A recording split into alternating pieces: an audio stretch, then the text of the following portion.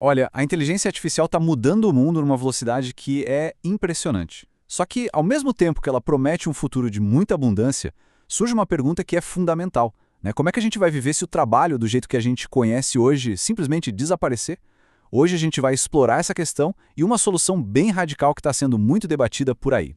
Essa é a pergunta de US$ 1 milhão, né? É o que todo mundo quer saber, mas olha, a resposta não é um simples sim ou não. A realidade, na verdade, é bem mais fascinante e bem mais complexa do que parece. Então, o impacto da IA se divide basicamente em dois caminhos.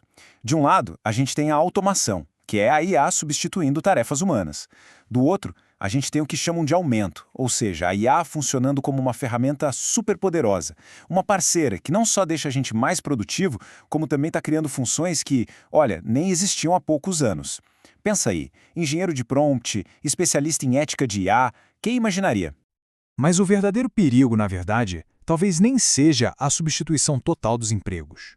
O problema é algo bem mais sutil, sabe? Um conceito que os economistas estão chamando de efeito indiferença. E o ponto central, aquele que muda totalmente o jeito que a gente olha para o problema, é este. A IA, ela não precisa eliminar completamente um emprego para torná-lo inviável.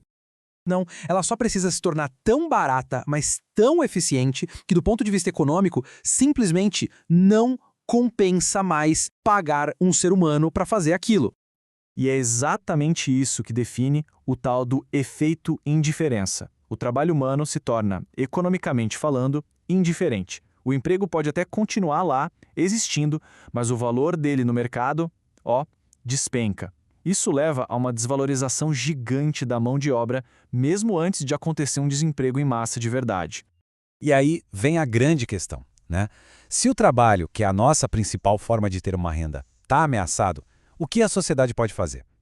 Essa pergunta leva a gente direto para uma das propostas mais discutidas e, sem dúvida, mais polêmicas do nosso tempo. É aqui que entra em cena a Renda Básica Universal, a famosa RBU. A ideia é a seguinte: em um mundo onde as máquinas produzem com abundância, será que a sobrevivência e a dignidade de uma pessoa deveriam mesmo depender de um emprego tradicional? A definição é bem direta, na verdade. É um pagamento, feito de tempos em tempos, para todos os cidadãos. E o ponto-chave é, sem nenhuma condição.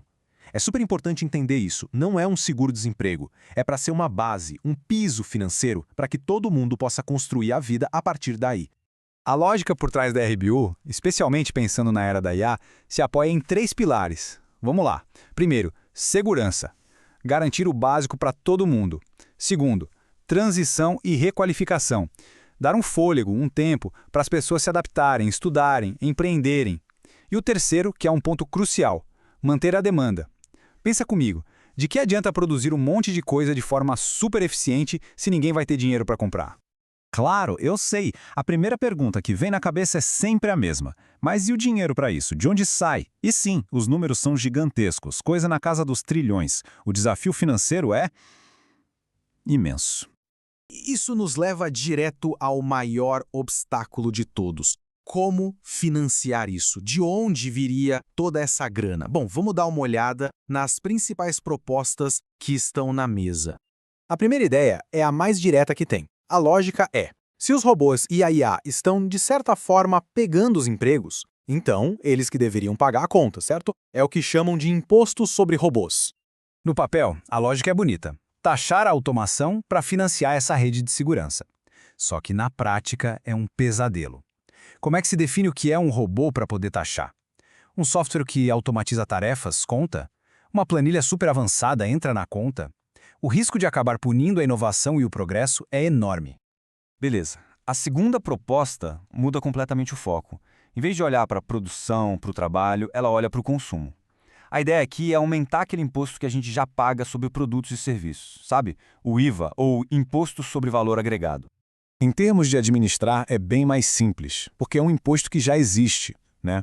O grande problema é o que se chama de imposto regressivo, ou seja, ele pesa muito mais no bolso de quem ganha menos. Por quê? Porque as pessoas mais pobres gastam uma parte maior da sua renda com coisas básicas, com consumo. A terceira opção é mais sobre arrumar a casa do que criar imposto novo. A ideia é a seguinte: pegar todo o dinheiro que o governo já gasta com vários programas sociais diferentes e juntar tudo, consolidar, em um único pagamento de renda básica universal. O lado bom é que isso reduziria muito a burocracia, os custos de administração. Mas tem um porém, um pagamento único, igual para todo mundo, pode não ser o suficiente para quem tem necessidades especiais, como pessoas com deficiência, por exemplo.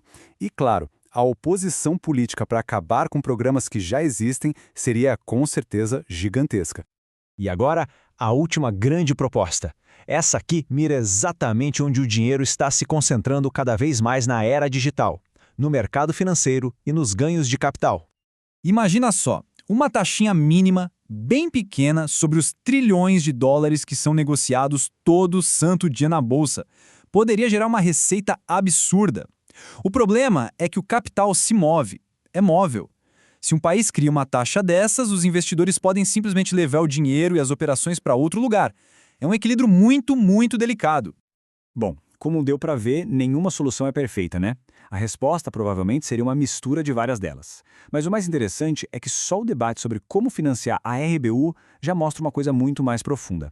A gente está sendo forçado a ter uma mudança fundamental no jeito que a gente enxerga a economia. O ponto central é este aqui. Durante séculos, a nossa economia taxou o trabalho. Por quê? Porque era do trabalho que vinha o valor. A inteligência artificial está virando essa lógica de ponta cabeça. O grande debate agora é como a gente começa a taxar a nova fonte de produtividade, que são as máquinas e o capital. E essa, no fim das contas, é a reflexão final. A conversa sobre IA e renda básica universal vai muito além da economia. Ela força a gente a se perguntar o que significa ser humano em um mundo onde o trabalho talvez não seja mais o centro de tudo. A questão não é se a tecnologia vai mudar o mundo, é se nós, como sociedade, estamos dispostos a repensar o que realmente significa ter valor.